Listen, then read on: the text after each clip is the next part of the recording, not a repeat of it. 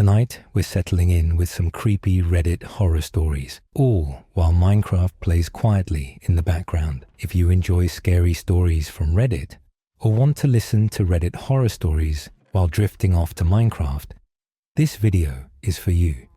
These stories are strange, unsettling, and perfect if you want a little thrill while relaxing or drifting off. So get cozy, maybe grab your headphones, and let's start with the first story. And before we begin, drop a comment and tell me where you're watching from. I love seeing how far these stories travel. In the first story, OP finds her little sister's diary, and what she reads turns her world upside down. Let's start. My little sister Emily always loved keeping a diary. She had stacks of them, pastel covers with little locks, each one filled with messy handwriting and stickers. She used to guard them fiercely, threatening to tell on me if I so much as looked at them. But Emily passed away 3 months ago. She was only 11. A freak accident at the lake. She fell in, hit her head on a rock, and drowned before anyone could get to her. The funeral was unbearable, and afterward, I couldn't bring myself to touch her things. Her room remained untouched, like a shrine to the girl she used to be. But last week, Mum asked me to start sorting through her belongings. I found her latest diary in the bottom drawer of her desk. It was unlocked. I thought reading it might bring me some closure. I thought it would help me feel close to her again. I was wrong. The first few entries were normal. Today we had pizza for dinner. I took 2 slices before Joey could get them all. He got mad, but I don't care. That made me smile. Emily always loved teasing me. The next few pages were full of harmless ramblings, complaints about school, doodles of flowers and stars, lists of her favorite songs. But then, about halfway through, the tone started to change. I saw the man again today. He was standing in the backyard, watching me through the window. I told Mom, but she said I was imagining things. He's always there, though. I can feel him. The man. I paused, flipping back through the earlier entries. No mention of him before. Maybe it was just Emily's overactive imagination. She'd always been a little jumpy, a little too eager to believe in monsters under the bed. I kept reading. The man came closer last night.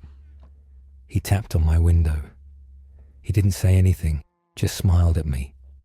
His teeth are so big. I wanted to scream, but I was too scared. I felt a chill run down my spine. Emily's handwriting got messier with each entry, her words more frantic. He comes inside now. He stands at the foot of my bed while I pretend to sleep. He whispers my name. He says he's waiting. Waiting for what? I flipped to the last few pages, my heart pounding. Joey doesn't see him. No one does. He told me not to tell. He said they wouldn't believe me. He said I belonged to him now I stopped reading. My hands were shaking. This had to be some kind of prank, a made-up story Emily wrote to scare me. But the way she described it, the fear in her words, it felt real, too real. That night, I couldn't stop thinking about the diary. I couldn't shake the image of Emily, lying in bed, too terrified to scream while some stranger stood over her. I barely slept. When I finally drifted off, I dreamed about her. She was standing at the edge of the lake, staring at me with wide, unblinking eyes. Her lips moved, but no sound came out. When I woke up, I was drenched in sweat, and there was mud on my shoes. I told myself it was nothing. Maybe I'd gone outside to clear my head and didn't remember. But the next day, I found a page from Emily's diary lying on my desk. I hadn't brought the diary upstairs. The page wasn't one I'd read before. He says Joey will come next. He says Joey will join me soon. My blood turned to ice. That night, I locked my bedroom door. I tried to convince myself it was all in my head, that grief was playing tricks on me. But as I lay there staring at the ceiling, I heard it. A tap, tap, window. I didn't want to look. I couldn't. But something made me turn my head. He was there, a man tall and thin, his face pale and stretched like wax. He smiled at me, baring rows of jagged teeth, and pressed a single finger to his lips. I couldn't move. I couldn't breathe. When I woke up, it was morning. The window was locked. No sign of anyone outside. I almost convinced myself it was a dream, until I went downstairs and found another page from Emily's diary on the kitchen table. He says it's time. He says Joey belongs to him now. I haven't slept since. I haven't left the house. I keep hearing taps at the windows, whispers in the dark. Last night, I found muddy footprints leading from the lake to my bedroom door. I think I understand now. Emily didn't fall. She didn't hit her head. He took her. And now he's coming for me. And that is the end of the story. I don't know if I'd ever be able to look at my sister's things the same way again. Some doors, some diaries are meant to stay closed. Some secrets are meant to stay buried. I guess grief can make us curious, but curiosity can be dangerous. If it were me, I would have left that diary alone, untouched, and tried to forget. The next story is titled, 2 weeks ago, a family disappeared while hiking. I hope they're never found again. You know how some places in the woods feel like they shouldn't be walked in alone? How trails can vanish and paths can twist into something unrecognizable? This isn't just a story about getting lost. It's about a family that went missing, a cabin that shouldn't exist, and the terrible things you might find if you wander too far. Let's start. We never expected to find them, the family that went missing. The trails had all been combed over the past week and a half, and we were, after all, not experienced hikers ourselves. My sibling Ace and I had never really roughed it, never detoured from established trails, at least not intentionally. Somewhere in the pines, the official trail markings vanished. Our phones lost all signal, and the narrow track we followed wound upwards along the steady slope through the trees before finally petering out into nothing. We were about to turn back when we spotted, just ahead, a clear, smooth patch of land with the remnants of a stone circle for a campfire and some discarded soda cans. Ace grumbled and went to collect the cans, only to call out to me when they found a bright pink backpack. Inside was a notebook, a crumpled paper lunch bag, and a sloth plushie. "Found a snack for you." Ace tossed me the lunch bag. "Dude, that is foul." Catching the bag, I caught a whiff of the rot inside. Remnants of a sandwich, now stale and furry, and a mushy apple. I plucked out the mushy apple and flung it at my older sibling, who swore and ducked. Then together, we both examined the backpack. The same thought must have crossed both our minds then. What if the backpack belonged to the family that went missing? We'd strayed off the path. What if this was the same way they came? Only they got lost and never found their way back. According to the news, the family, parents Patty and Joel, their daughter Emily, and Patty's brother Mike, all went missing during what was meant to be an overnight backpacking trip. Witnesses saw them park their car at the trailhead and hike into the crisscrossing, well-worn trails of the pines. That was over a week ago. Now, I squeezed the sloth, plushie, its fur matted from being cuddled so long. Could this have been the daughters? Ace flipped through the notebook, showed me a long-haired stick-figure sketch of smelly Uncle Mike. We both smirked, but stopped smiling when flipping to the inside cover revealed a scrawled name, Emily B. Emily and her uncle, Mike. Those were the names, right?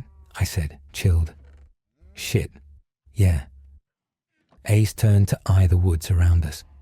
We need to let the authorities know. The afternoon sunlight slanted down on us. There were no other traces of the family around the campsite. They'd clearly packed up and trekked on from here. But which direction? I scoped out the woods, wandering further out. Something pink fluttered in the distance. "Rowan, don't get lost," Ace called. I clambered up through the bramble and over dead leaves and snatched up the pink fabric, caught on a fallen trunk. "It's a girl's sweater," I hollered. Nearby, a trail wound up the slope. Ace's lanky figure remained rooted far below for several moments. Then, they riffled in their bag and wrapped some blue tape around a branch by the campsite. They disappeared further downwards, probably to mark where the trail we'd been following petered out. Finally, they clambered up to me. I stood waving the pink fabric impatiently. "Don't go running off," began Ace. "Look."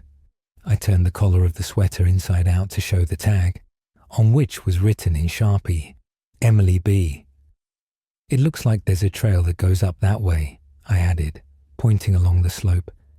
"That's not the way we came from, though." Ace squinted up the slope and then back toward the campsite. "We're way off track." They tore another piece of blue tape from the roll and added it to a branch nearby. "We have to find them," I began. "We could get just as lost as they are." "Ace, we can't abandon them."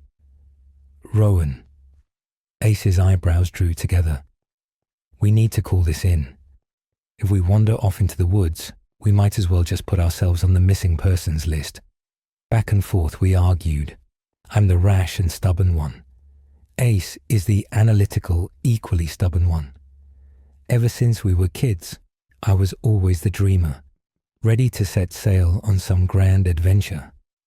On my wrist, I wore a bracelet reading, "All who wander are not lost," whereas my older sibling followed only carefully charted paths, believing only in hard facts and never in airy possibilities.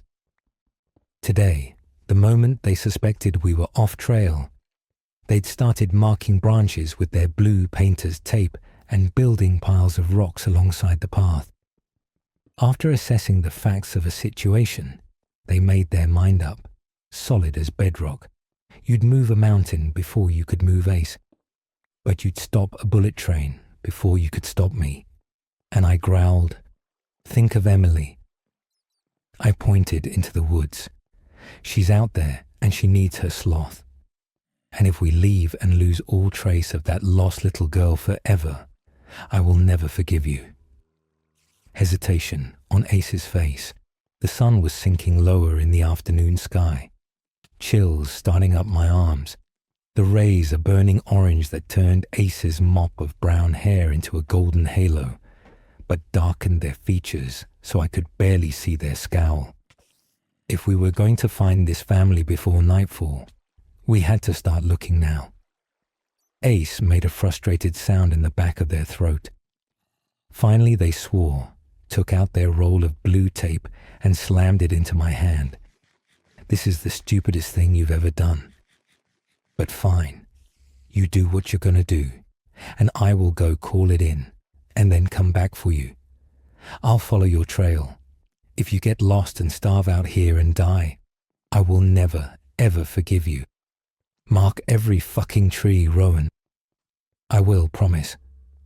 I will." My sibling hugged me hard. Then they spun on their heel and left. And for the record, they shouted over their shoulder, "You are a total moron." I flipped them the bird. Without even looking back to see this gesture, Ace was already raising their arm to flip me off in return.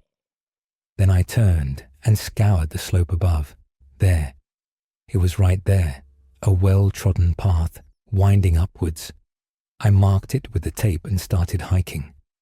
The temperature seemed to drop as I ascended, as if the air up here was thinner, colder. But the trail itself was wide and free of debris, the afternoon sunlight filtering through the pines and dappling the leaf-strewn trail. It was an easy, uneventful climb. So easy, I nearly forgot to mark the trees. It seemed pointless, with the path being so clear. I only put up the tape because I'd promised my sibling. making sure that each blue ribbon was in eyeshot of the last. I'd been hiking for about 40 minutes when the path opened up suddenly in front of me, the slope leveling off, and there, amidst the trees, in a small clear patch, there was a cabin. A pink thermos sat on the front steps. I rushed over and snatched it up. The surface was covered in stickers of anime characters. Emily's. But then a question entered my mind. Why isn't the cabin on our map? I knew it wasn't on the map because Ace had checked the map relentlessly the moment they realized we were off trail. Maybe it wasn't there because the map was too old, or because the cabin was privately owned, or maybe we'd strayed so far that both the path I'd hiked and this cabin were in an entirely different area. But none of that would explain why the missing family had found this cabin, entered, and remained missing still. They must still be inside. With that thought, dread ballooned inside me. If I opened the cabin door, what would I find? Suddenly, I very badly wished that my sibling were with me. I've always been the superstitious one, who gets nervous about walking through graveyards at night. Ace never worries about flickering lights or haunted cemeteries or unknown horrors. Ace sees only electrical problems or soil filled with decaying organic matter. Their fears are always practical. Unpaid bills, authoritarian laws, muggings or violence. Never ghosts, curses or whatever was waiting in that cabin. I glanced down at the plush sloth in my hand and back at the ajar door. The windows were cracked and dark. Grime caked the glass. The steps creaked as I reached for the door, and I felt my nose wrinkle and my stomach clench because of the smell. A terrible smell. It came wafting on the air, like garbage and sewage and meat left out to fester. An unbearable chill numbed my arm the moment I gripped the knob, and I braced myself and thrust the door open. To my surprise, not only was the cabin brightly lit, but several faces turned toward me. A thin, tired-looking man raised a hand to his lips for silence. "What? Are you Joel?" I asked. The man motioned to his lips again, more desperately. A woman at the seat across from him glared at me and shook her head. Her mouth had strange markings across her lips, like she'd drawn stitches over them. A little girl next to the woman looked at me anxiously, her eyes widening as she noticed the tattered sloth in my hand. The last person, a long-haired man seated next to the tired-looking man, did not turn around in his seat or move at all, and I could only see the back of his head. All four of them had their hands holding each other's on the table, except for the finger that Joel had raised to silence me. He motioned me to sit in the chair to his left. This was so strange. I had so many questions. I came over and pushed the sloth toward the little girl, saying as I sat down, "Are you Emily? People have been..." "Shh." Again the finger at his lips in a stern reprimand, and then the door to the cabin slammed open. I yelped, gasping as a hand gripped mine firmly. Joel had hold of my arm. He jerked me closer and pointed to himself, to his eyes, and closed them.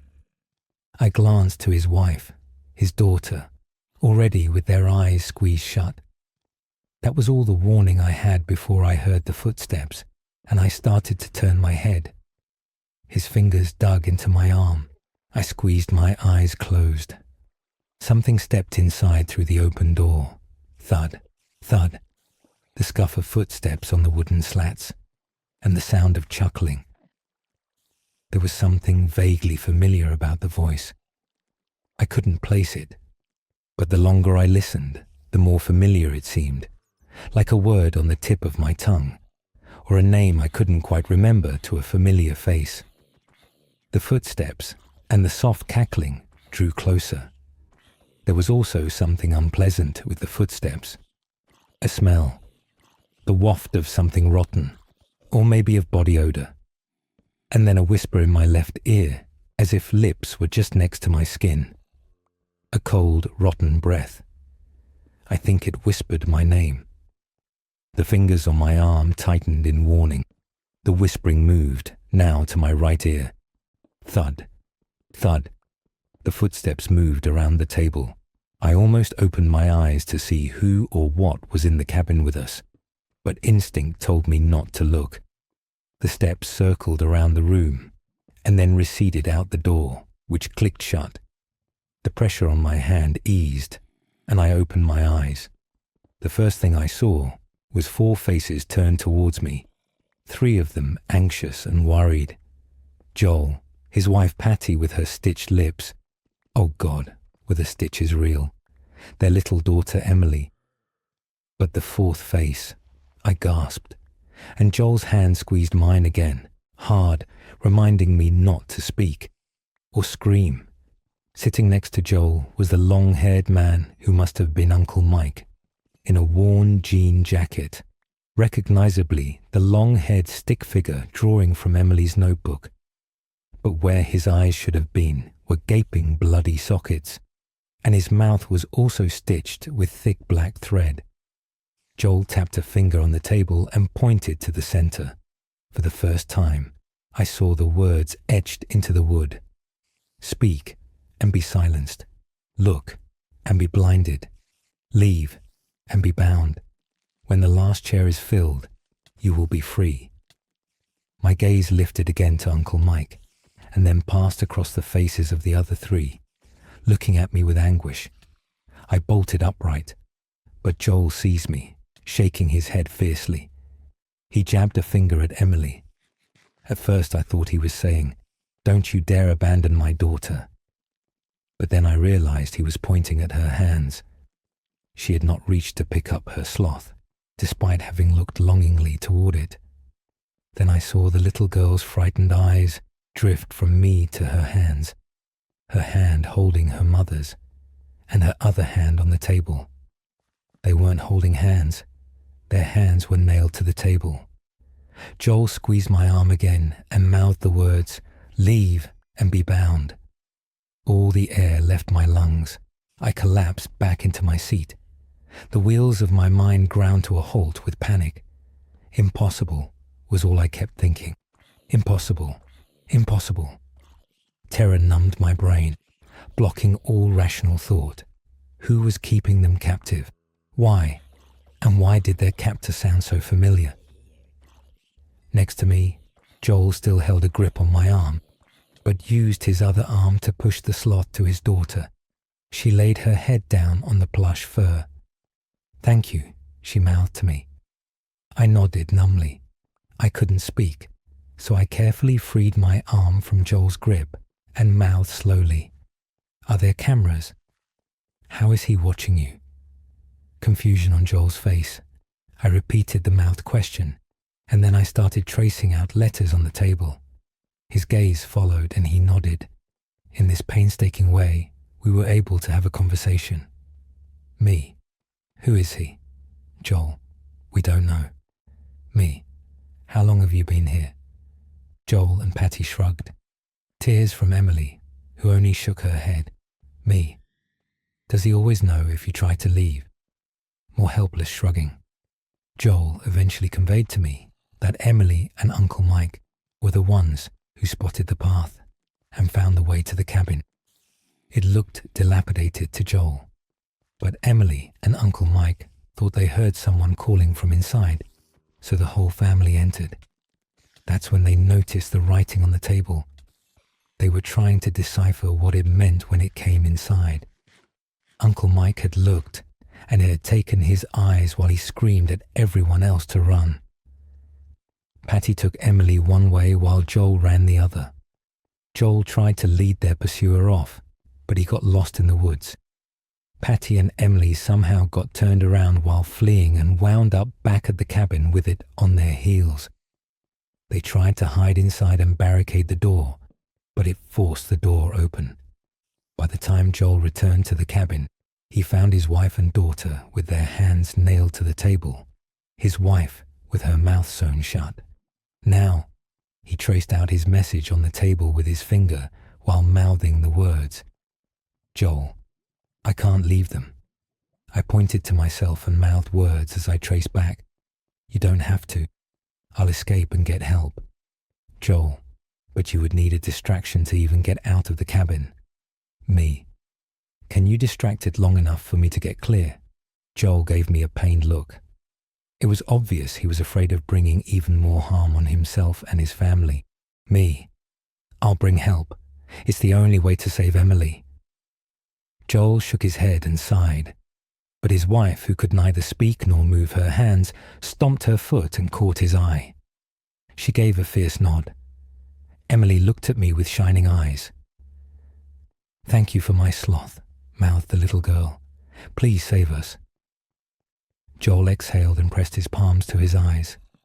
I didn't know if he was scared or just in despair, but he sat like that for a long time, and finally he turned his head to me and actually shouted, "Run!" His booming voice startled me out of my chair. Behind me, the door burst open. Don't look, Joel added as he lunged past me, putting himself between me and the intruder. And I don't know if his eyes were open or not. All I know is he screamed, and Emily let out a sob, and I felt my way blindly to the wall and along it toward the door, even as that sinister chuckling passed right by my ear. Joel groaned, and there was a loud wham as he was slammed back into his seat, and then the thud, thud, thud of a hammer. Then I was outside. Pulling the door shut behind me, I opened my eyes and bolted for the trees. The sky was deep purple, just enough light for me to see. How many hours had passed? How long ago had sunset? I ran down the slope and ran and ran and ran, not even caring which direction. All I thought was, away. My legs and lungs burned as I flew down the slope and stumbled to a halt because in front of me was the cabin. Laughter sounded from inside. The door creaked open. Turning away, I sprinted back into the woods. By now, I had a stitch in my side. This time, I went upwards. I was still stumbling through the bracken when the chuckling, which had been behind me, was suddenly in front of me. No matter how many times I tried to go deeper into the woods, the laughter of that maddeningly familiar voice kept returning, too close, herding me back, and sometimes calling my name. Rowan! And then I was at the cabin again, all the wind gone from my lungs, the voice whispering my name just behind me. N.O. I rushed inside and slammed the door shut. Joel's hands were nailed to the table. His eyes were squeezed shut. Patty and Emily looked at me in despair. I took my place quickly. Then the door burst open. Thud, thud, footsteps clunking fast after me. And then that rotten breath wafting into my ear, heavy and close, fingers squeezing into my shoulder. Panicked, flailing, I fought blindly against my assailant's grip. My fist connected with a smack against skin and bone. But the person, was unfazed, the grip tightening, stronger than ever, and the thing was laughing in my ear. No! The scream tore from my throat. Rowan! Its eerily familiar voice growled in my ear. It didn't sound human. And yet I knew its voice, familiar the way a tune is familiar when you've forgotten the words, a tune like a lullaby, like I'd known this thing from before I was even born. Let me go, I shrieked. I screamed, I spat, I fought with everything I had, but its powerful grip only dug in harder, more painfully, like talons. I felt myself dragged, writhing, from my chair, my heels scraping across the floorboards as it hauled me across the cabin floor. Rowan, stop it. It's me, Ace. Suddenly it was just a voice, a human voice, barking at me over and over as I was hauled down the creaking steps and into the dirt. Ace's lanky silhouette leaned over me, their face flushed as they panted with exertion. Gasping, I blinked up at my sibling.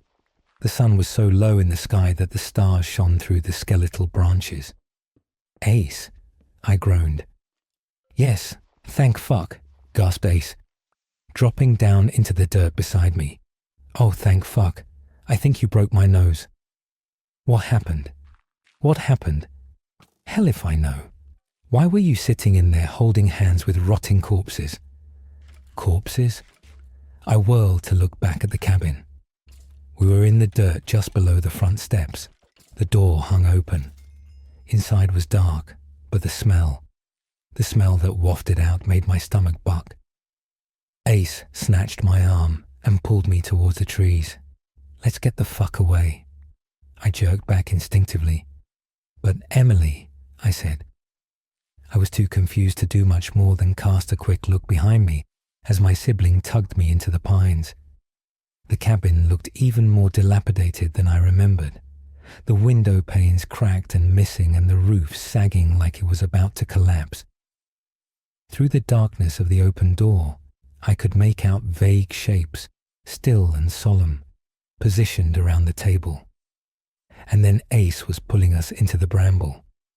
I asked why we didn't take the path back down, and my older sibling snapped, "There's no path. I was barely able to find your markers."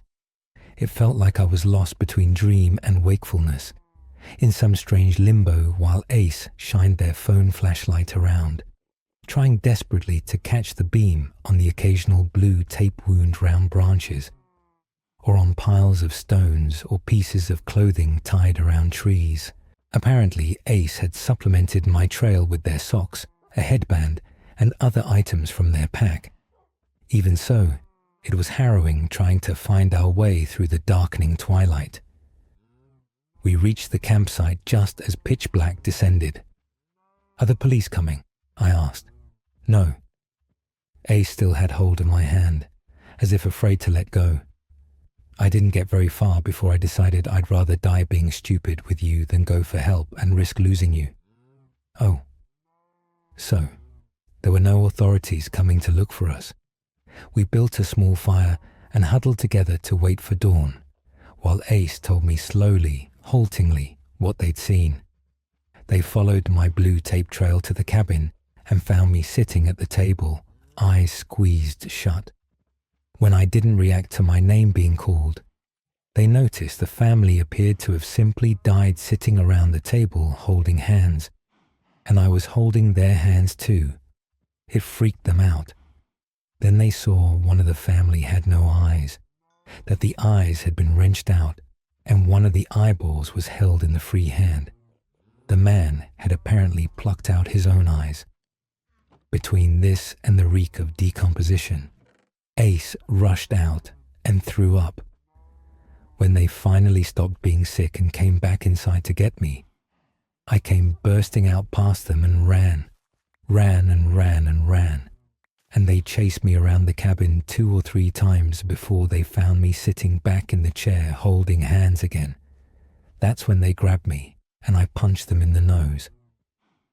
"Oh," I said quietly, and then dreading the answer, "Did you see anything on the table?" Ace was silent for a long time before grunting. "Yeah, something about when the last chair is filled." And it was freaky as shit, because all the chairs were filled except the last one. A strange laugh bubbled in their throat. "You know, I almost felt like sitting down." Weird impulse. Thank God you didn't, I thought. It was Ace's total lack of imagination, their dismissal of that thought as nonsensical, that probably saved them and me. We waited until the sky turned grey, and then we finally staggered to our feet and found our way to the deer trail and back to civilization, where we reported our finding of the missing family. But the family is still missing. The authorities got as far as the campsite before being unable to follow our markers. They are all still there, their spirits trapped within that cabin, nailed for eternity, for as long as their souls will have to wait, waiting for me to bring help. I'm sure I could find my way, but I'm too afraid. I don't know what happens if that last chair is filled. I know something will change, but the thought of it happening fills me with the deepest, most terrible dread. If I tell you where to look, Will you go and save Emily? You wouldn't be stuck forever, I don't think. When the last chair is filled, you will be free. That is the end of the story. And wow, the cabin, the last chair, the trapped family, they're still out there. And the thought of what might happen if that last chair is ever filled is enough to keep anyone awake at night. If you're enjoying the video so far, make sure you like and subscribe. The next story is titled, A Town Without Doors. Let's start. I don't remember much from my childhood. I lived in a small town south of Krakow with my mum, dad, and 2 sisters. Those early days are a blur, but I remember going door to door around the neighborhood, asking for treats during the Dożynki Harvest Festival. It was a tradition of ours, since we knew the neighbors always bought too much candy. We'd gather leftovers and make a feast of our own.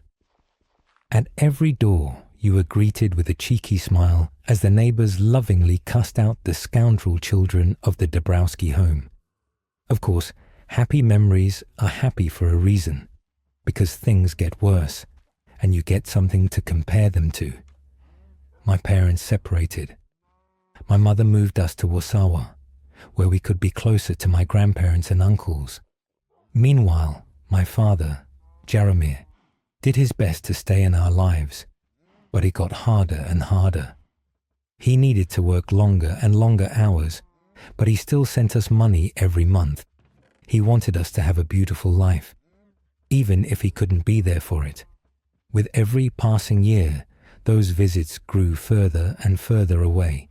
First, we lost Easter, then Christmas, then the birthdays, and finally, our yearly Dożynki festival meetup. Last we heard of him, he was barely making ends meet. He wasn't sending money anymore, and over time, he disappeared into memory.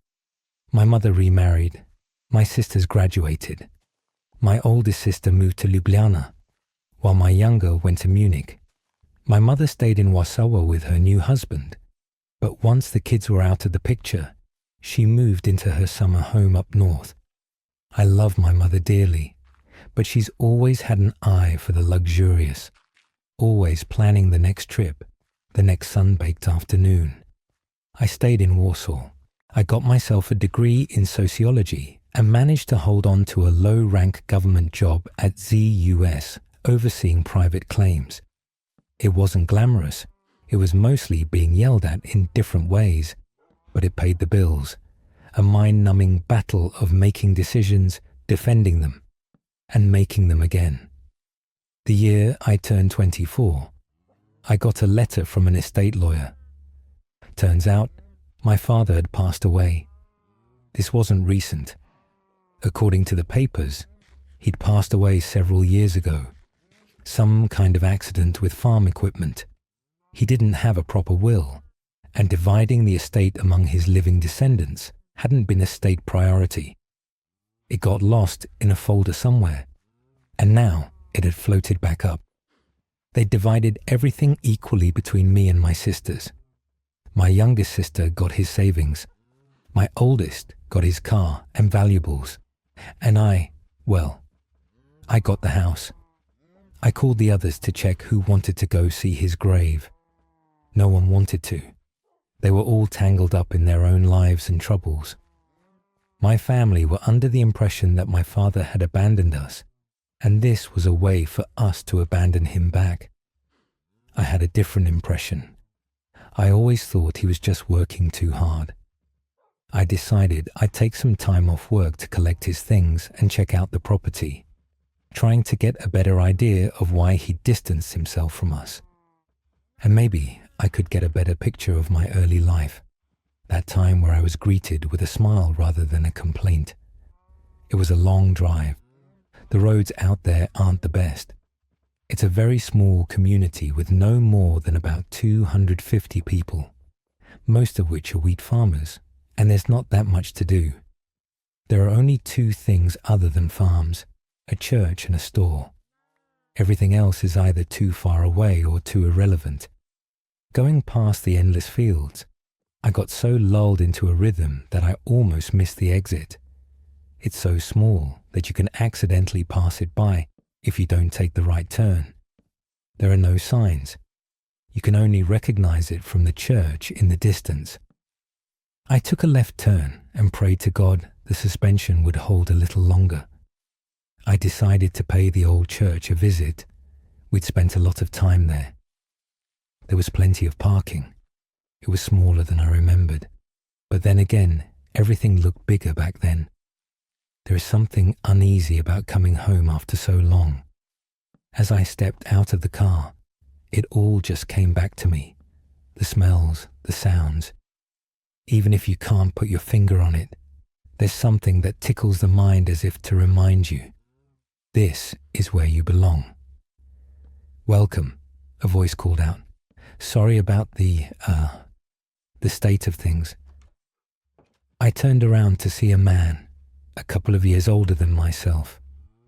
He had well-combed hair and thick glasses. He was wearing a priest's garb. I'd almost forgot. The village priest had been old even back when I was young. No wonder there was a new one. "I'm Father Cherniak," he continued. "Are you new in town or passing through?" "I grew up here," I said. "I'm one of the Dabrowski kids." "Sorry, I'm not familiar," he smiled. "I only came here last winter to pick up the work from Father Gaulik." "He lived until last winter?" I asked. "Are you sure?" "Quite so," he laughed. 101 years old. "I can't believe it," I smiled. "God really does have a sense of humor." Father Cherniak showed me around. He told me his plans for refurbishing the windows, but the one thing that irked him more than anything was the doors. See, they were gone. The church was wide open. "It's a local superstition," he sighed. "A shepherd needs his gate to tend his flock. But every time I put the doors up, someone takes them down." "Strange," I said. "I've never heard that before." "Really? I thought you were from the area. Guess I've been gone too long, Father." The church looked naked in a way. No barriers.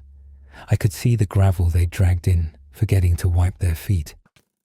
Father Cherniak had tried to put up some curtains, but the wind had torn them down piece by piece. Before I left, he showed me my father's grave. It had been vandalized. The headstone had tipped over, and there were no flowers. I promised myself to make it a little nicer before I left, but I didn't understand. Sure, my family wasn't perfect, but we'd never been hated. This grave looked outright despised. I thanked Father Cherniak and made my way across town. I wasn't prepared for what I saw.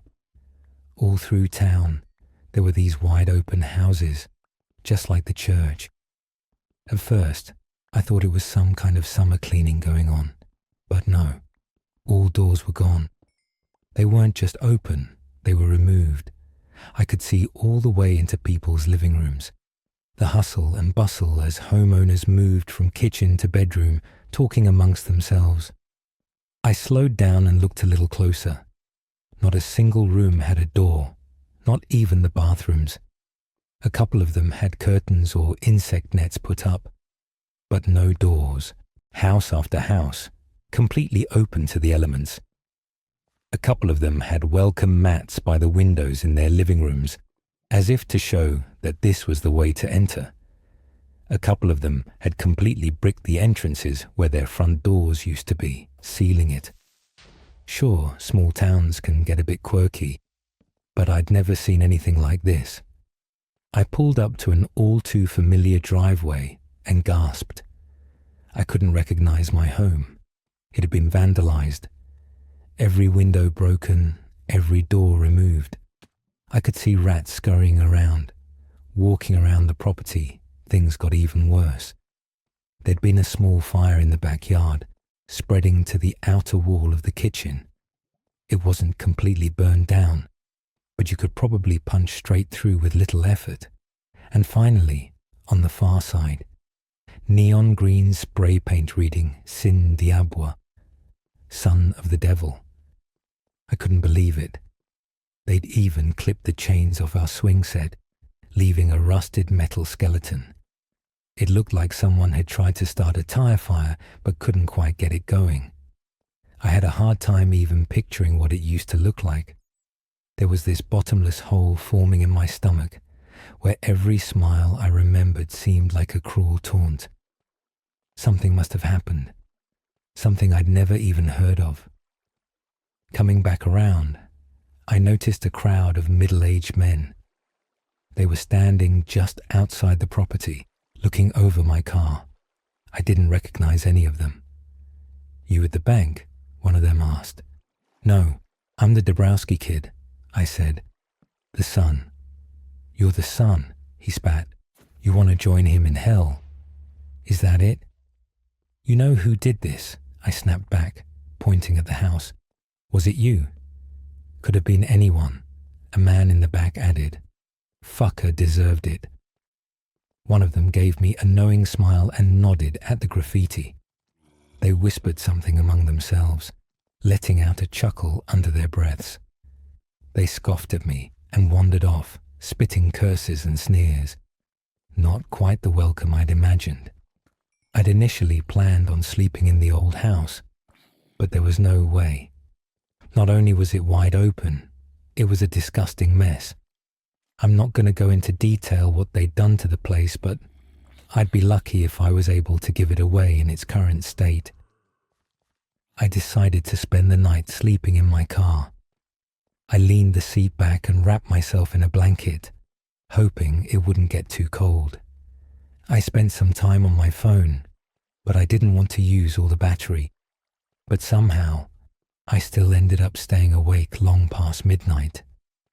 But there was something beautiful about that night. The sunset was one of the few things that didn't change around those parts. Watching the sun go down over the same old fields gave me that feeling that some things never change. I remember waking up sometime around 2 a.m., seemingly for no reason. It wasn't cold. There was no one bothering me, and no notifications on my phone.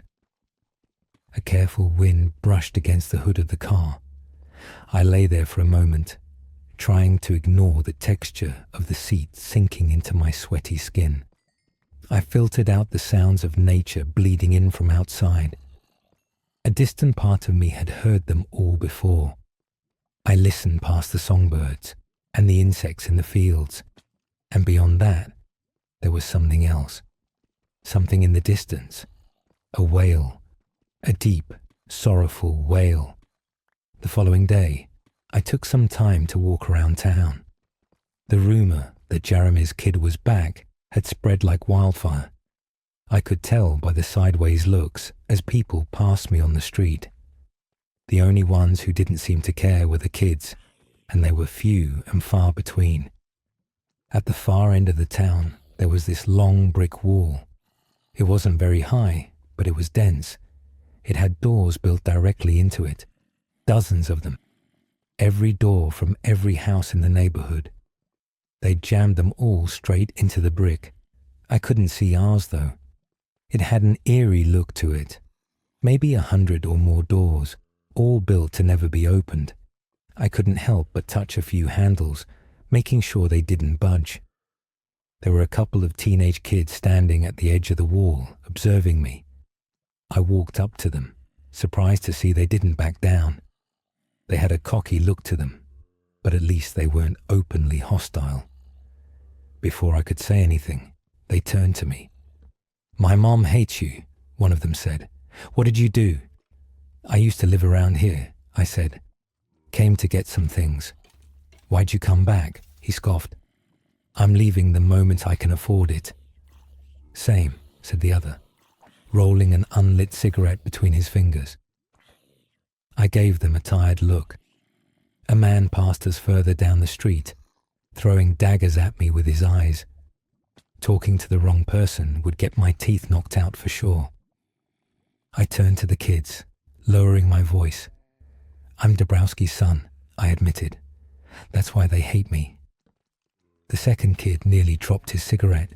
I managed to bribe them into a conversation with the promise of a six-pack from the next town over. In return, They'd give me the unofficial tour of what had happened these past few years. A fair trade, I suppose. I'd apparently missed quite a lot. We wandered to the east side of town. There was an old farm that had stood there for ages. It didn't really have a name. It had just been part of the background. It was barely even a frame anymore. It was just the outline of what had once been a home. It had started years ago. People heard knocking coming from that ruin. It used to have this door that still stood, clinging to the edge of a rotted out door frame. You could hear it at night, one of the kids explained. Knock, knock. Like a door to hell. Sounds awful, I said. Not to everyone, the other kid sighed. There was one guy who liked it. It wasn't a hard guess as to whom that might have been. Rumour was my dad had gone up there one night and opened the door. It had crumbled off the hinges, and according to the townsfolk, something stepped through. Some called it the devil. A couple of kids thought it was an alien. Most locals just called it Schlepieg. It came through, and the door broke, the first kid said, and now it can't go back. So you're saying it's still here? I asked. It's real. Well, yeah, he laughed. Why do you think this place is so fucked up? Then what's with the doors? It's looking for a way back to hell, he said. And when it can't find the right door, it gets angry. And then it hurts people, Schlepieg. That's what they called it. An ugly word for a blind man, or mole. They like to call it that because of its terrible vision, mistaking every door for the one it was looking for. For years, Schlepieg had moved from house to house, knocking on every door it could find, and if someone opened, it would do something terrible. People had gone missing. A couple had died. I drove my adolescent guys to the other town over to get them their promised beer. They told me all they could as we went. It felt a bit weird driving off with a couple of teenagers, but I got the impression that these two had done far worse for far less. Delinquents, but honest ones. At first, people had hidden in their homes, but then Schlepieg had knocked until the doors broke. Then it would knock on the inner doors. So over time, people removed their doors. Those who didn't would get a visit at some point. With all the discarded doors, they built the brick wall, tricking Schlepieg into knocking around at night. This can't be true, I said. It's absurd. It's true, the first kid said. That's why they hate your dumb dad. He let it in. But it doesn't make sense. Why don't you just pack up and leave? I'm gonna, the first kid said. I told you. The second kid pondered the question for a while, then shrugged at his friend. He answered as if he'd thought about it 100 times. Wszędzie dobrze, ale w domu najlepiej. Everywhere is good, but home is best. Of course he'd say that. Come hell or high water, home is home. I got them their six-pack and some fast food. I got some for myself while I was at it. It wasn't a long drive all in all, but long enough to be a bother.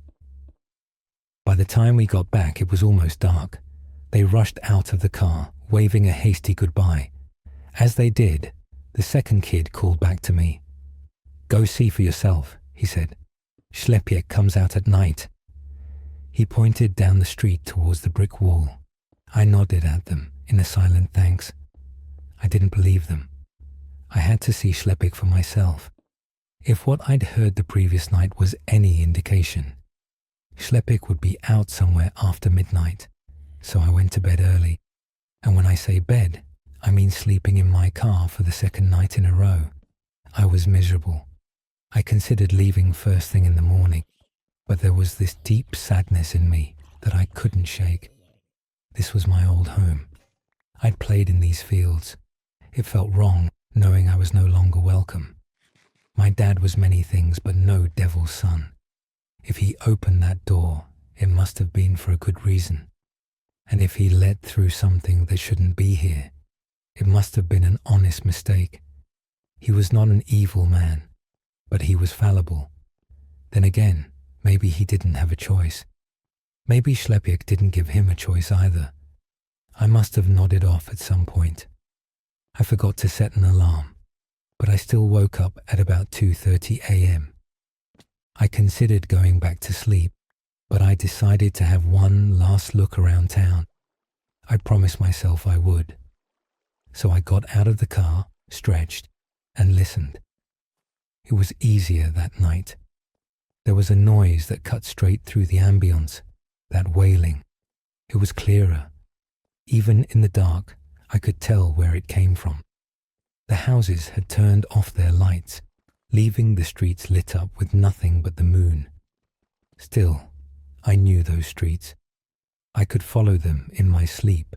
I made my way to a dirt path, leading me past the two houses at the edge of town and straight to the brick wall. At that point, I could hear it clear as day. It was a man wailing at the top of his lungs, crying his soul out, bawling like a child. I could see the brick wall in the distance. The sharp contour of the bricked-in door stood out against the moonlight like a long, flat, abstract painting. And in the middle of it all, there was a dark silhouette. It looked like a man, sort of. I couldn't really tell what he was like. He had a bulky jacket on. He was pulling on one of the doors, smacking it over and over with a closed fist. It was the same pattern, over and over. Pull, smack, smack. Pull, smack, smack. And in between every attempt, he jerked his head around, crying desperately. I considered walking up to him. This wasn't some kind of devil. This was a heartbroken man. As I took a few steps closer, I noticed something in the corner of my eye. A light. I turned around only to notice a small flashlight coming from one of the nearby houses. They were filming me with their phones. Looking closer, I could see two little heads peeking out, shaking their heads in a certain no. Turning back to the brick wall, I heard a sudden crack. The man had pulled one of the doors straight out of the wall. It came loose. He set it down next to him and with one hand pushed it downward.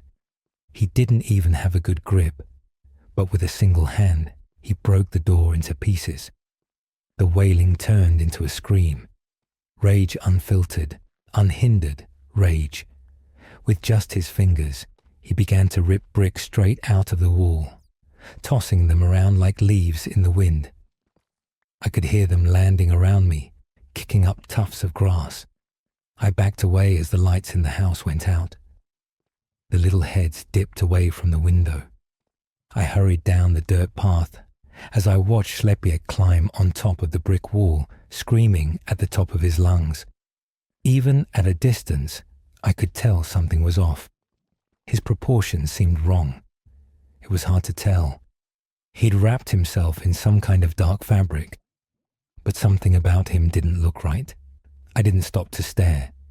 Say what you will. Maybe it was just a strange man.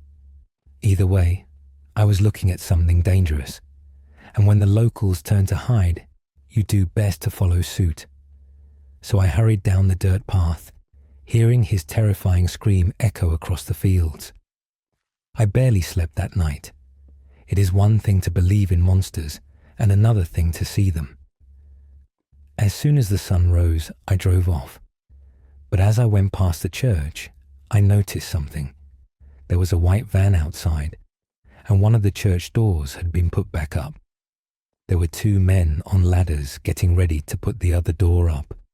It was hidden under a tarp just off to the side. I could see Father Cherniak up front with a big smile on his face. I decided to see what was going on. Surely, he had to know what the hell he was doing.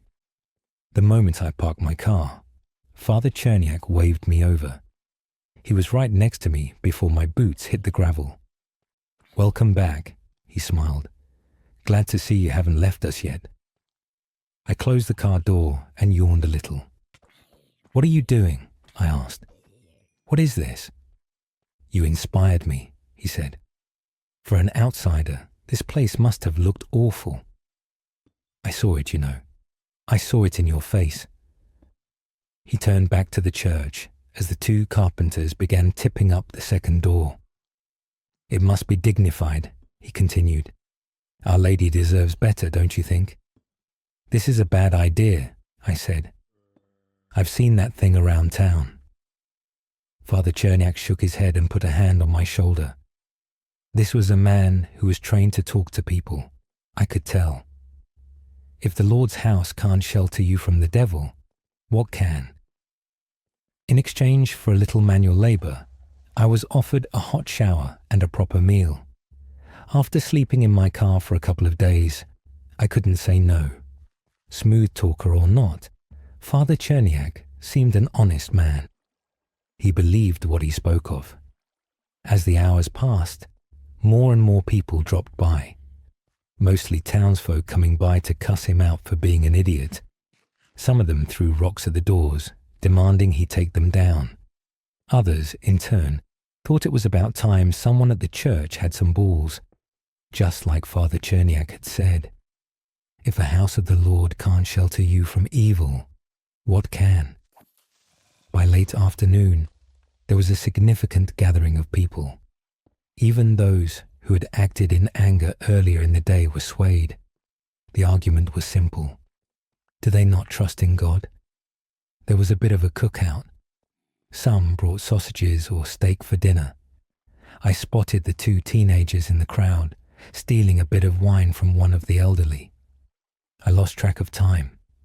It felt a bit like the harvest festival back in the day, something that drew the town out of hiding.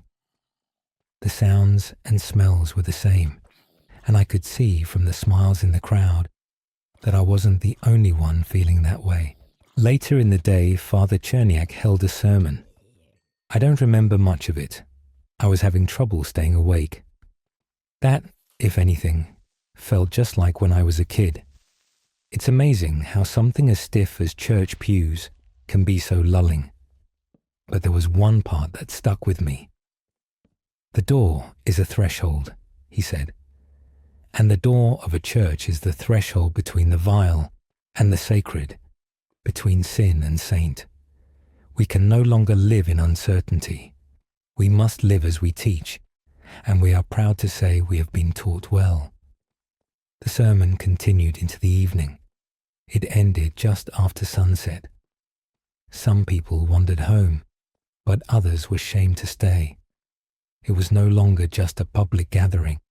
It had turned into a challenge. The faith of the congregation pitted against the devil itself. Some went home to gather blankets and pillows, laying down to sleep on the floor. This wasn't easy for them. Some talked about the people who'd disappeared over the years. People who'd opened the door when Schlepik first came to knock. An elderly woman had gotten her neck broken. One man had been dragged out into the yard and hung from a tree. Another man had been mutilated. "It pulled his arm right out of the socket," they whispered. "We found it across the street."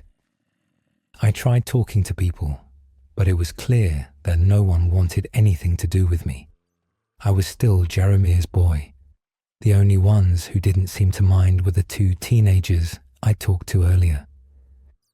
Later that evening, they walked up to me, probably just to piss off their parents. "Aren't you scared?" one asked. "Should I be?" "It's got a bloodied tooth for you," the other said. "I don't think so," I smiled. "I've only seen it once." "Yeah, but..." They quieted down, looking into one another, then back at me. I was missing something. "Your dad," they said. "Schlepik got him. Did no one tell you?" They hadn't. Turns out, it wasn't malfunctioning farming equipment that had killed him years ago. It was Schlepik. My dad had been the first victim on the list. Most of the villagers had considered this a sinner getting his just reward. Others figured that if you play stupid games, you win stupid prizes. They'd found him tangled in the swing set, his body broken and mangled. The kids left me alone with my thoughts for a while. They could tell I wasn't all there. It was one thing to have him dead. But to die in such a horrifying way was unthinkable. I could barely picture him in my mind. And now there was a new image vying for my attention. Rattling chains, dripping blood. But there wasn't much time to think. As the clock passed midnight, someone came knocking. The church fell silent. Something pulled on the handles. 2 smacks. Pull on the handle again. These doors were massive, and the hinges had just been reinforced, but I could still see them struggle. Father Cherniak took a deep breath. As the congregation fell silent, he spoke aloud. "This is no place for sons of sin," he said. "There is nothing for you to corrupt." It all stopped. We all breathed a sigh of relief, but the 2 teenagers didn't look too convinced. They'd huddled up on the far side of the church. There was an emergency exit in one of the side rooms. The door moved again, this time with more determination. The handles were pulled even harder, and the smacking made the entire slab of wood crackle like a sinking ship. Then, the wailing. The loud, desperate wailing. As soon as I heard it, I could see the color drain from the congregation's faces. The door was pulled back and forth, back and forth. A chandelier started to shake. "The door's coming down," someone called out. "It's coming down now." Father Cherniak tried to calm them, but it was too late. People flooded the rear exit of the church, trying to get away. I was pushed aside without much thought. If the Dabrowski kid bit the bullet, all the better, as far as these people were concerned. "There is no sin in the house of the Lord," Father Cherniak yelled. "There is no sin. The devil can laugh and jeer as much as he likes, but there is no place for his evil. But thoughtful words can't stop a broken door." Schlepiek wasn't deterred. The doors came down. There was a pause in the air as they fell. The air swept through the room, blowing out most of the candles among the pews. As the doors hit the ground, the crowd panicked. Most of them were already on their way out. People screamed, others cursed. I was in the far back of the crowd, and it was clear I was never going to make it out without being crushed. I settled instead for hiding among the front pews, hoping the dark would shield me. I could barely see Schlepiek in the flickering candlelight. His right arm had grown out of his shoulder blade, and his left arm was so long that it scraped against the floor. He had a sort of hunchback pose, but there was something that kept moving on his back, fluttering like a shivering membrane. He wasn't wearing a coat. He just wasn't human. He looked like something vaguely trying to resemble a human. Even Father Cherniak ran, hiding behind the altar. Schlepiek rushed through the room in a messy gallop, knocking over pews as he went. They didn't even slow him down. When he got to the side room, people had already run screaming into the night. Schlepiek couldn't catch them. Instead, he settled on throwing things across the room, tearing down whatever he could reach and breaking whatever he could lay his hands on. His wailing had turned to rage, and he was out of control. I was laying flat on my stomach, crawling away. Father Cherniak wasn't so lucky. Just like Schlepiek had done with the brick wall, he climbed up on the altar. From there, he could see the priest. I don't like to recall what I saw. It's unworthy to make spectacle of tragedy. But Schlepiek didn't care for titles or words. He didn't care about anything. He picked Father Cherniak up with a single arm, holding him outstretched in front of him like a child considering an unfamiliar vegetable. Father Cherniak tried his best.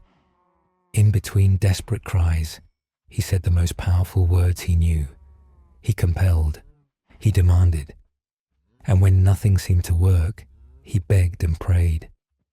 Then Schlepiek unhinged his jaw like a snake. The screaming stopped with a snap as a spray of blood shot out. Something thumped against the altar and rolled onto the wooden floor. A pair of glasses clattered against the ground. Schlepiek spat and coughed, picking tufts of hair from his teeth. He let the body slip from his grip, drooping unceremoniously to the red carpet. I remember crawling. I crawled as quietly and carefully as I could. Schlepik was big, but his footsteps were light, like he was tiptoeing everywhere he went. I didn't notice he was behind me until his shadow drowned me.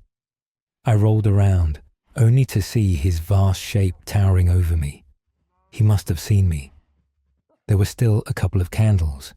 For a moment, I saw his face, a half-made grey thing with black, inward-leaning concave eyes, a faint shimmer like scales from a fish, a human mouth with an extra mandible, a twitching nose adjusting to the smell of burnt wax and blood. Viscera still dripped from his strange lips. Then he grabbed me, carefully, slowly. I closed my eyes as I was pulled in closer. He looked at me. He looked close. I could feel the heat of his mouth. Perhaps I'd be tastier. Then he made a noise. I can't put my finger on what kind of noise it was, but I'd never heard it before. A squeal, perhaps. A confused rattle. He put me back down. I opened my eyes as those large black eyes turned away from me. He was leaving. His rage subsided. As he dragged his long arm across the floor, his wailing bubbled back up. But it wasn't as desperate. It was confused. The effects of the attack was immediate. Some went to get their hunting gear. Others were blaming the priest, saying he wasn't holy enough. Others were leaving town entirely. After all, if God couldn't save them, they had to save themselves. I made my way back to my father's home. There was so much he'd never told me, and it was too late to ask. I had no idea what kind of mess he'd been wrapped up in, but I couldn't stand by and wait for it to blow over. If this was his fault, if all of this was his fault, I'd gladly join the others to spit at his name. But I couldn't do it without knowing for sure. I had to be sure. I went room by room, pulling out drawers and kicking over boxes. I threw around moth-eaten clothes. I tipped the bed. I dragged down the wardrobe, crashing it into the wooden floor, hoping I could find something, anything to answer my questions. Finally, I ran out into the backyard. I saw the stains on the swing set. I remember him pushing me on it, making the chains creak as I went higher and higher. But now that noise meant something else. Something dark. An image of a broken man, wrapped in a forgotten toy. I don't know how long I went berserk on that house, but I remember finally just taking a swing at it. As I mentioned, a part of the kitchen had burned. You could punch right through it, so I did. Turns out, there was a secret panel beneath the kitchen sink. I didn't register it at first. I just thought I'd hit a second, harder wall. But as I calmed down and looked a little closer, I realized it was a small compartment under the sink. I'd punched right through from the outside. I sat down flat on the wet grass, feeling it soaking into my jeans as I dug around. There was a box. Most of it was tainted by rats. Part of it was burnt. But there were little bits and bobs that I could make sense of.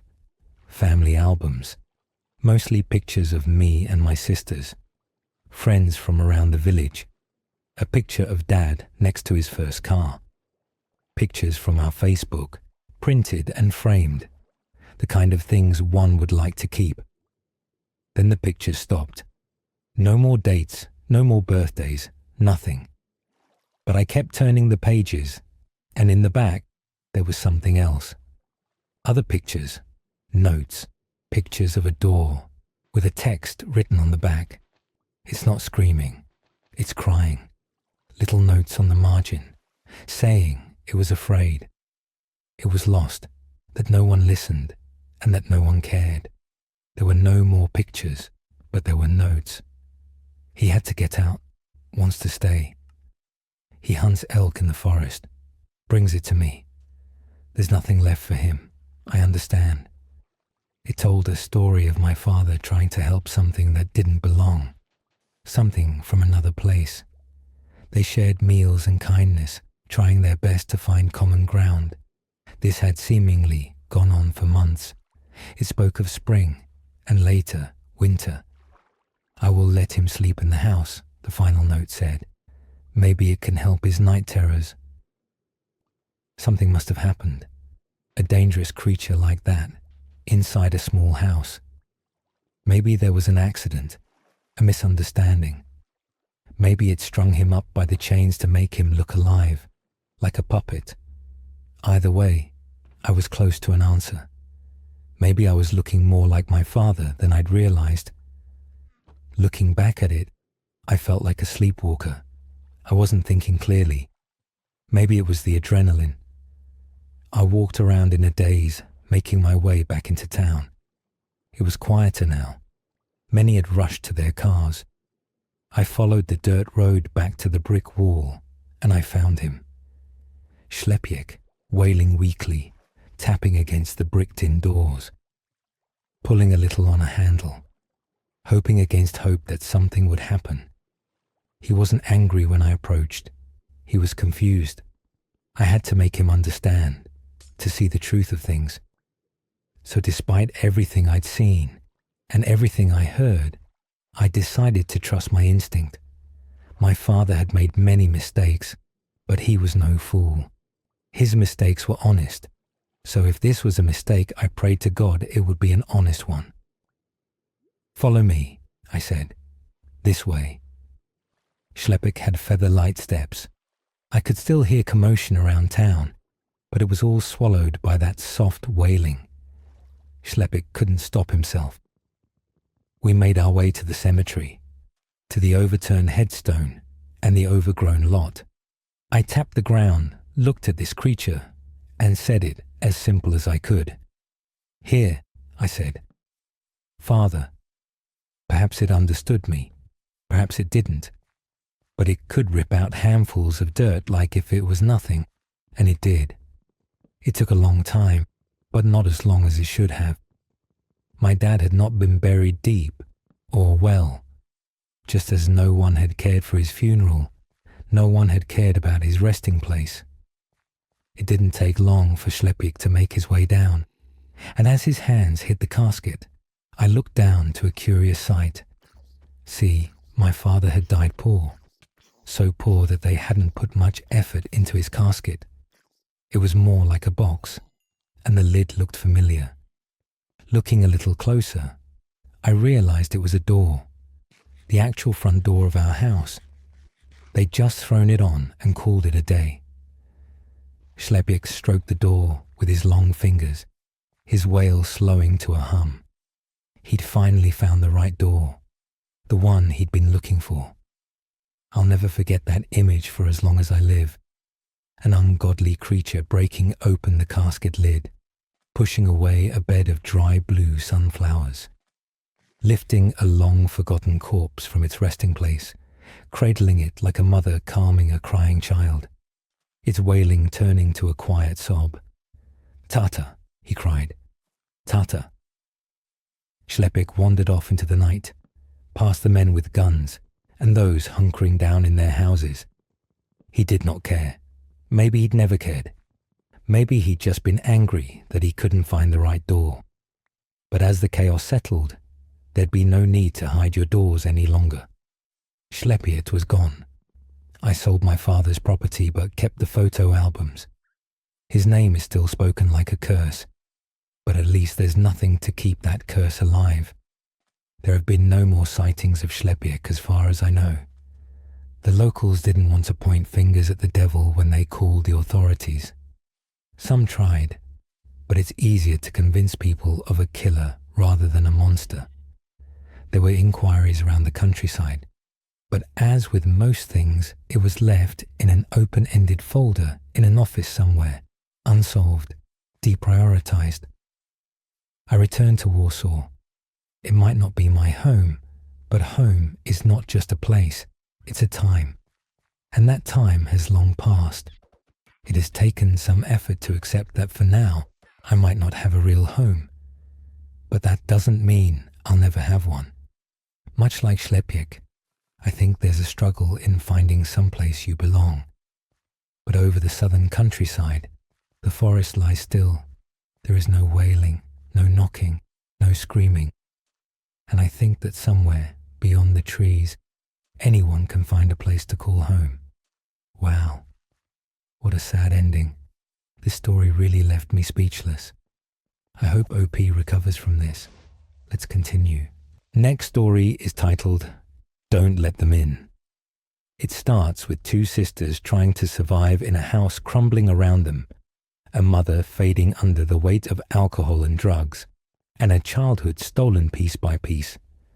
What begins as a memory of ordinary life quickly twists into a night full of fear, confusion, and a confrontation with the person who should have been their safe place. Addiction took our mother slowly, rocked her through it, and sung her to sleep sunk deep into the mattress on her bed. When her back teeth fell out, she left them on the side of the bathtub. I was 7, and I kept them in a matchbox. The missing pieces of her kept safe, so she wouldn't be lost forever. So maybe one day we could put her back together. Our house fell down around us, and we tried our best to raise ourselves. The ceilings had water damage, and the bottom stairs had dry rot, and in the winters, the radiators would bleed rust. But it was still our house, and Annie made it a home. My sister Annie mothered me, with lopsided band-aids on bruised knees and lukewarm microwave meals. She told me ghost stories and didn't mind when I crawled into her bed later on, too scared to sleep alone. She taught me to dance, barefoot on the living room carpet, music channel on full volume on the TV, shaking our hips before they were fully grown. She always let me shower first so the water was hot, never complaining when she had to make do with cold. She brushed my hair every day before school, even when I screamed and hit her when she caught the tangles. Annie was dark-haired like her father, whoever he had been, but I was blonde. Annie was desperate to be blonde too, like Marilyn Monroe, like Mom. I think she thought it would make them closer, remind Mom less of her dad. I'd give anything for her to have her hands in my hair one more time, even if it hurt. She moved to New York when I turned 18 and never came back. I still dream about her sometimes. Keeping up with our mother was impossible, and we learnt from a young age we would always be left behind. It didn't make it any easier. When she was drinking light, she shone, would wake us up at 3 a.m. with pancakes, dripping in cherry syrup. Sometimes, when the weather was right and she had enough being drunk alone, she would call our school up and tell them we had both come down with summer sickness and we'd drive to the beach instead. I remember being 9 years old in the back seat of the car coming home after one of our ocean days, sucking the salt from my fingers. Annie had just dyed her hair blonde, her best friend Jane helping her bend over our kitchen sink. From behind, I couldn't tell who was mother and who was daughter. Radio up and windows down blowing the sky inside. When she was drinking heavy, she'd be out all night, hair piled up like a beauty queen, eyes glazed over and ringed with glitter and black. Sometimes she'd be gone a day or two. She would never tell us when. One day we'd just wake up to an empty house and the fridge packed full. Post-it note on the front with a smear of Mom's lipstick in the outline of a kiss, telling us she'd be back soon.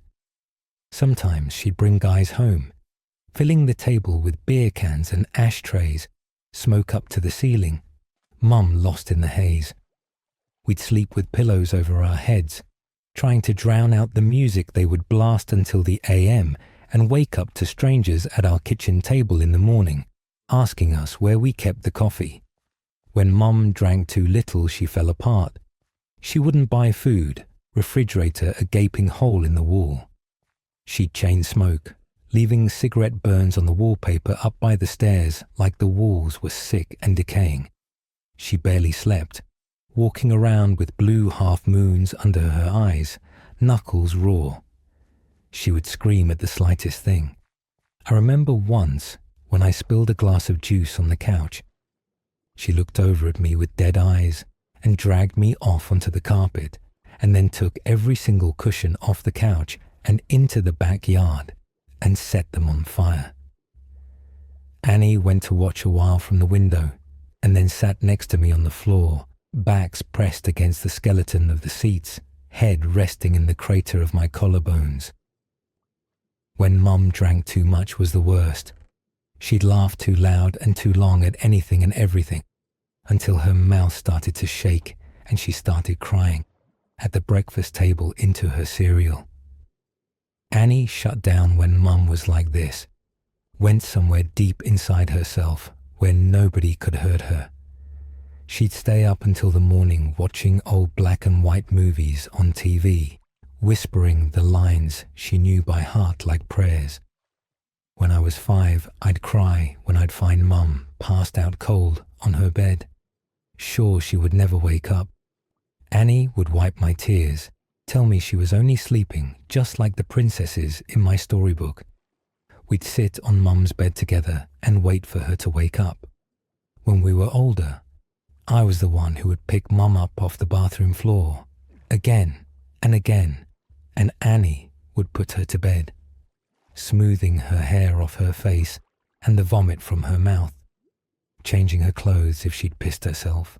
Watching them then, there was no doubt that Annie was the mother now. It was October, and I was 13, Annie 16. It was a Wednesday night and Mum had been gone for 2 days.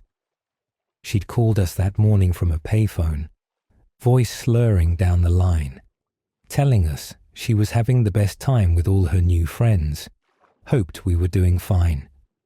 When she asked me if I was having a good birthday, I hung up on her.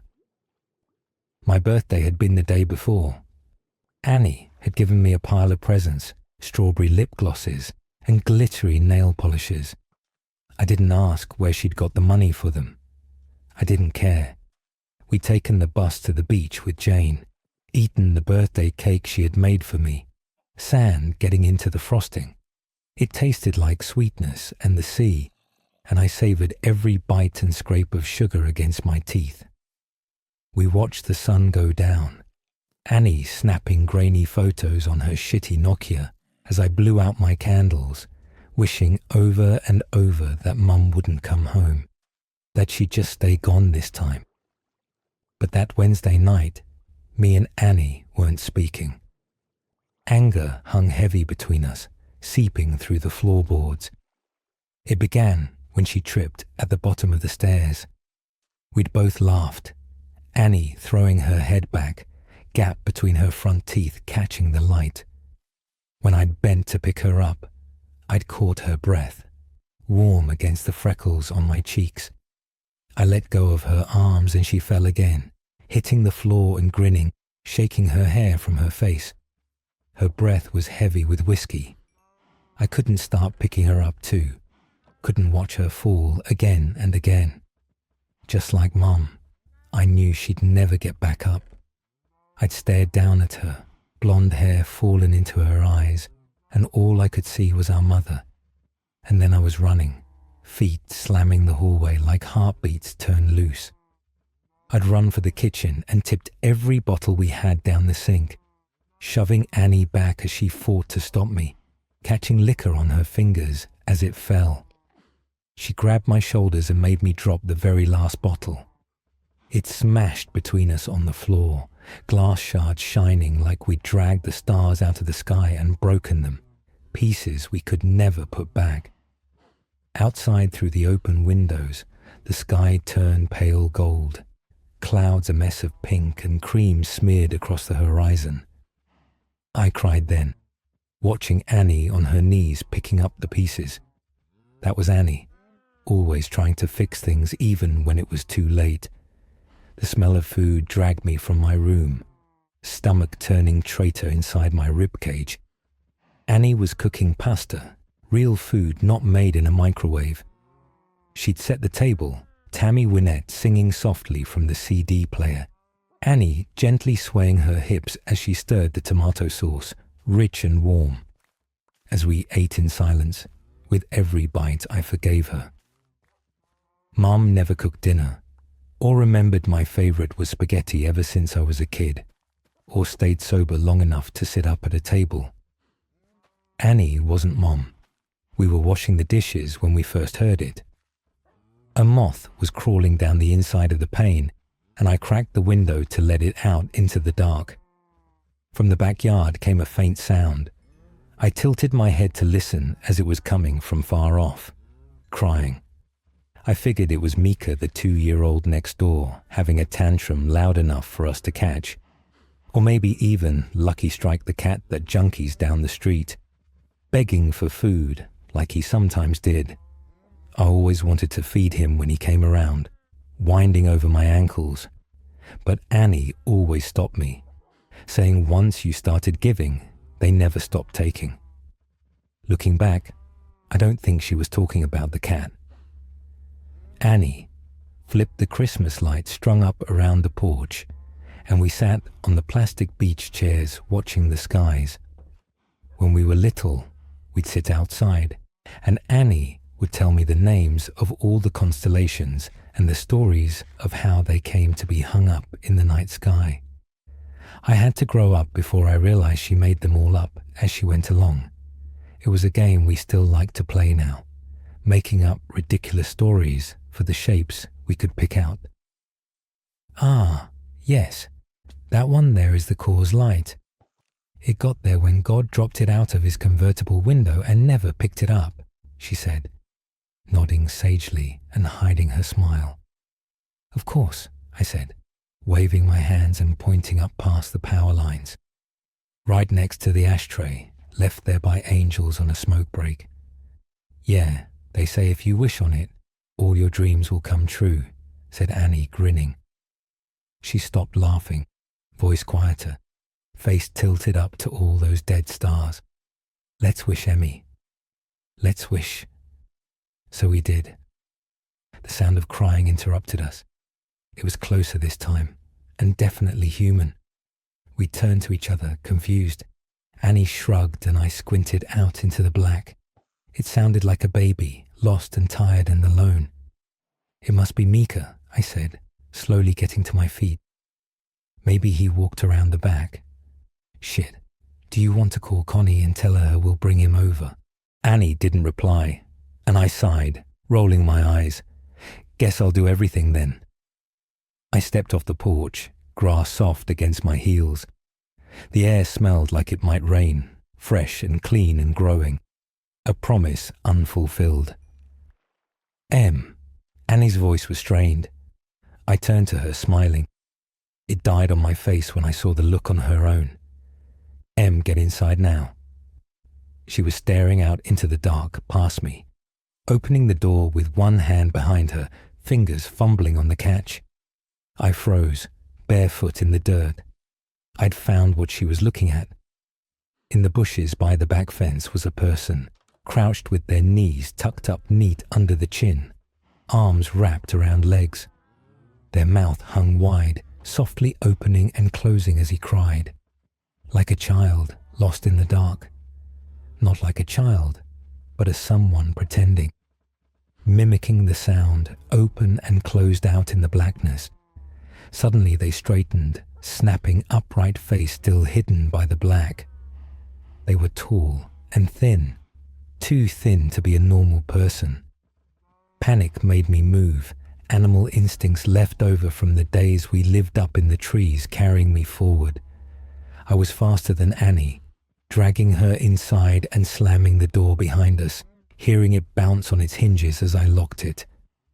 We watched as the person slowly walked towards the house, steps deliberate and long. Annie reached for my hand, holding me tight and turned me to face her, holding my shoulders. Don't turn around, Emmy. Don't turn around instinctively. I started to look over my shoulder out into the darkness. Annie grabbed my face hard and shook her head. I knew then she was serious.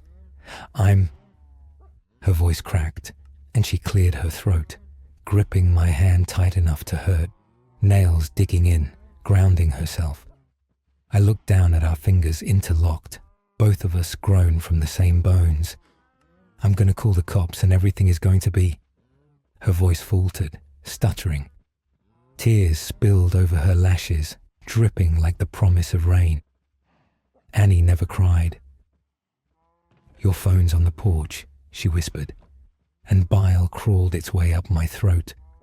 Her phone was upstairs, charging. A soft tap-tap-tapping filled the silence. Annie turned to the window, eye whites showing her eyes were so wide. It was the sound of someone's forehead against the glass, slowly, over and over. They started to speed up, faster and harder, skin meeting glass, until they were slamming into the window hard enough to shake the panes. The tapping stopped, and I was about to ask Annie if I could look now, when she screamed, followed by the sound of cracking glass and the loudest slam yet.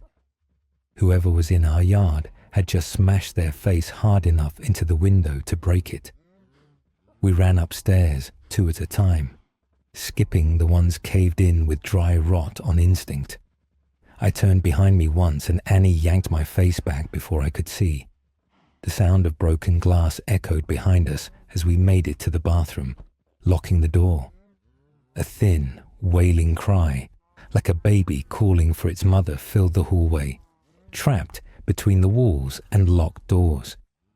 Annie threw her back against the door, feet jammed up against the bathtub, clutching the knife she had grabbed from the kitchen. I did the same, shoulder to shoulder. Slow footsteps started on the stairs, deliberate and casual. The crying had become mocking, almost laughter, shrill bursts of sound, and then giggles, high-pitched, and abruptly stopping before starting again. The first door on the upstairs floor was my bedroom, and we heard the distinct sound of it slamming open. They were looking for us. What the fuck is going on? I asked Annie, not even bothering to brush away the tears that I couldn't stop falling. I watched my sister pick herself up off the floor and brace her hands on the door as we heard the sound of a second door slamming open. Mom's room. The next room on the hallway was the bathroom. Annie pulled me to my feet and handed me the knife. I shook my head and pushed it back to her, terrified of what would happen if I had to use it. Annie shoved me and pressed the knife into my hands, thumb pressing hard enough on the blade to bleed.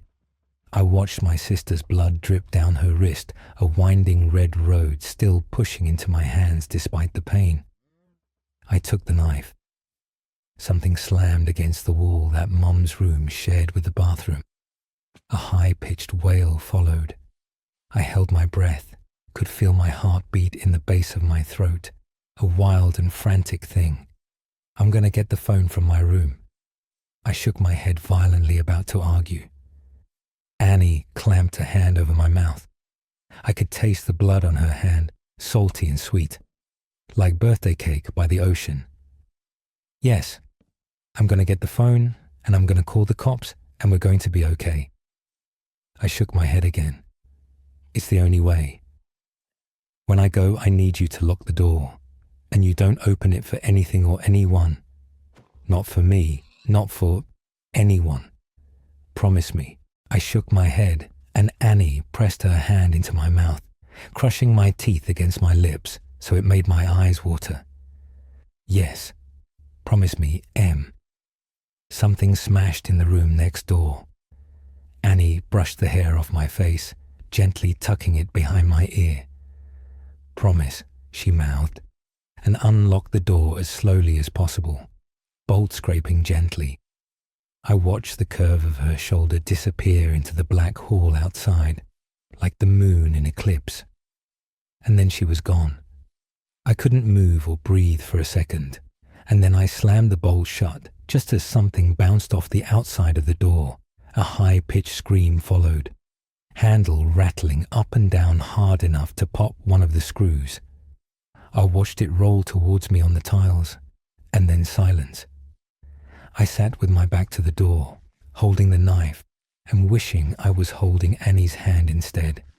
Still silence. Nothing but me and my lungs slowly filling the room with my breath. "Em," came a voice through the door.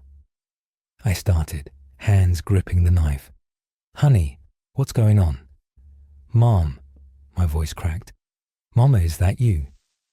I wrapped my arms around myself, shaking, trying to keep myself still. "Sweetie, it's okay, just open the door. It's okay, just let me in." The handle rattled again, gentler. "Just let me in. It's all okay." She banged on the door, and I took my handle of the bolt. "Honey, I'm sorry. I'm sorry I missed your birthday. I'm sorry I'm such a terrible mother. Please." Her voice broke, and she started to cry. "Just let me in, baby. I'm so sorry." I screwed my eyes shut. She sounded so sad and so lost. I just wanted her to hold me like when I was a kid, and I'd come in off the swings with a scraped knee. Maybe this time she meant it. Maybe it would all be okay. My hand found its way to the bolt again. My sister's voice came through the door, warm and gentle. "Yeah, Emily, let us in. It's all okay." My hand froze on the bolt, and I tightened my grip on the knife. Annie never called me by my full name. A hand banged on the door, handle rattling. "Emily, let us in." Annie's voice became low and guttural, followed by the same shrill giggles from before. Mum spoke now, pleading and crying, voice getting louder and louder. "Let us in, let us in, let us in," over and over again, punctuated by her fists on the door. I thought about demons and monsters, all the bedtime stories we pray don't crawl out from under the bed. "That's not my sister, and you're not my mother," I screamed through the door, hands over my head. I climbed into the bathtub and curled in a ball, cradling myself, knife clutched to my chest. I didn't know what it was outside that door, but I knew it wasn't Annie. It wasn't the voice that yelled it when I changed TV channel, the one that sang me happy birthday, the one that told me I was smart even when I got bad grades, the one that read me stories about princesses that never wake up. It wasn't human. Bangs and yells came from downstairs, followed by the footsteps of people running. A low guttural howl ripped through the house, filling the room until I felt like I was drowning in the sound, and then the door was kicked in. I screamed, covering my eyes, waiting to die. Arms found me and lifted me from the tub, carrying me from the room. I looked at the outside of the door as I was carried downstairs. It was covered in long, scraping claw marks, dragged down to the floor. Pillows ripped apart covered the hallway in soft down, like it had snowed inside. I watched them drift slowly as men in uniforms checked each of the rooms that looked like they had been torn apart by something feral. Outside in our driveway were police cars and an ambulance. In the middle of it all was Annie, bathed in blue and red light as it washed over her, lit up in the dark like a neon angel, face aglow. I threw myself from the cop's shoulder and ran to her, holding us both together, broken pieces and all, standing under all those constellations we made up. Gentle screaming came from the ambulance, which rocked occasionally. Annie gently turned my head away, smiling so sadly it made my chest ache as I understood. Turns out there was no demon, no wild animal or bad men trying to break in. Just Mum, out of her mind on booze and drugs and everything in between, coming to the end of a week-long binge. Something had finally broken inside her head, and this time we couldn't put her back together, no matter how hard we tried. Sometimes you fall one last time and you never get back up. Annie had seen her in the garden, blood dribbling from her mouth, track marks bulging on her forearms like unmapped roads, rail thin and desperate for one more hit, one more fix. She'd searched the kitchen for all the drink I'd thrown away, and when she hadn't found it, had come to hunt for the stash she hid in the bathroom. She hadn't wanted me, just the drugs on the other side of the door, so high she could mimic Annie's voice almost perfectly. Turns out the real monsters are the ones that eat you alive slowly, the kind that come in a bottle or a needle, or at the end of a long list of reasons why you can't get out of bed in the morning. Sometimes the monsters are the ones that raise you or love you the most, but it's up to you if you let them in. The story is done. What a sad ending. A house full of memories, a sister trying to hold it all together, and a mother lost to something deeper than any child could fix. Sometimes the scariest things aren't monsters hiding in the dark. They're the people you love most, breaking slowly in ways you can't stop. And no matter how hard you try, some pieces can never be put back together. And the video is done. If you enjoyed this new batch as much as I did, consider liking the video and subscribing, since I'll try to post these every night. Until then, take care and have a good night.